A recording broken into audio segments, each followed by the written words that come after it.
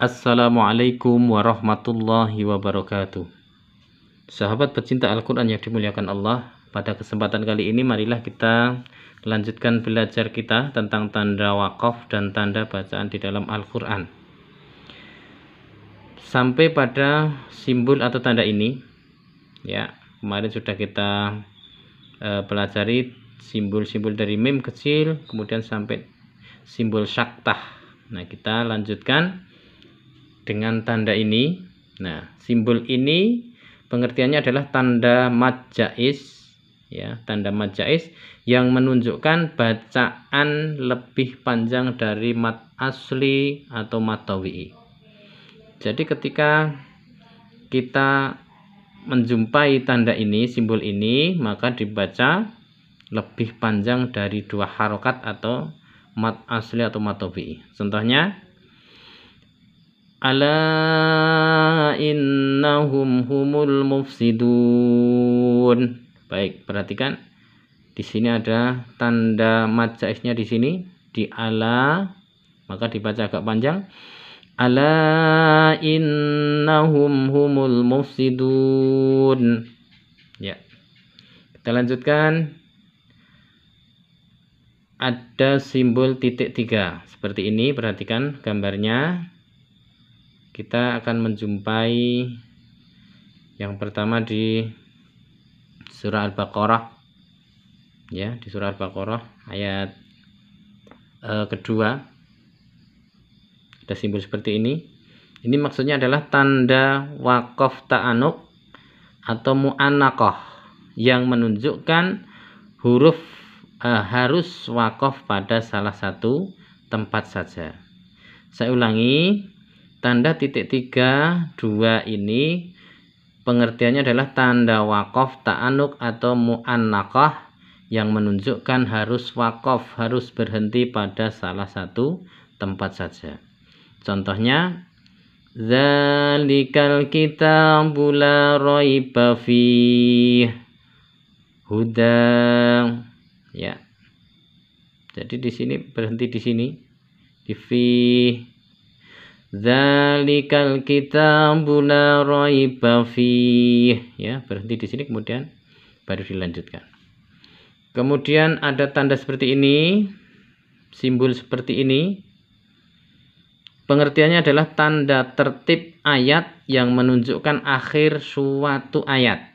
Ya, ini menunjukkan akhir suatu ayat. Ya. Sedangkan nomor menunjukkan susunan bilangan suatu ayat. Sering kita jumpai seperti ini, kemudian di dalamnya ada angka.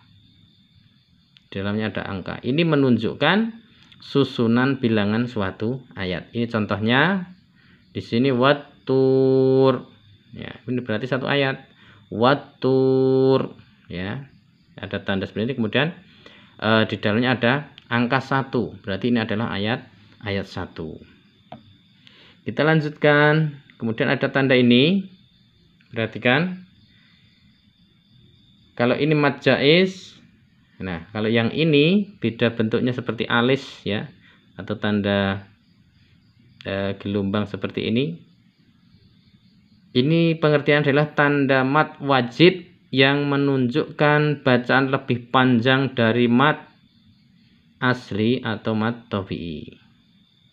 Ya, ini juga lebih panjang dari mad asli atau mad tabi'i. Biasanya ketika menjumpai simbol ini maka dibaca 6 harokat atau 6 ketukan.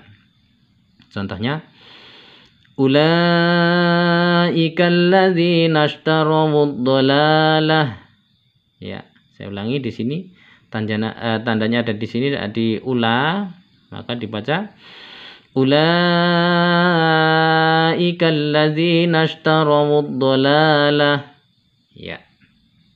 Dan yang terakhir ada tanda seperti ini. Ya, perhatikan gambarnya seperti ini. Kadang ada kita jumpai dalam Al-Quran itu ada tanda seperti masjid, ya. Nah, simbol seperti ini ataupun simbol gambar masjid pengertiannya adalah tanda sujud tilawah yang menunjukkan tempat yang disuruh disunahkan melakukan sujud tilawah, atau biasa kita sebut dengan ayat sajdah. Contohnya, alaihimul qur'anu la yasjudun. Ya. Ketika berhenti kemudian disunahkan sujud tilawah atau membaca subhanallahi walhamdulillahi wala ilaha illallah Allahu akbar. Ya, saya ulangi.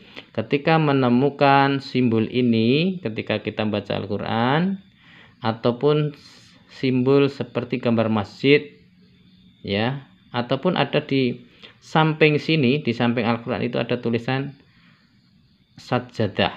Nah, ini menunjukkan berarti ayat yang kita baca adalah ayat sajdah yang menunjukkan tempat yang disunahkan, ya, sunnah, ya, disunahkan untuk melakukan sujud tilawah. Contohnya saya ulangi lagi, alaihimul qur'anu la yasjudun.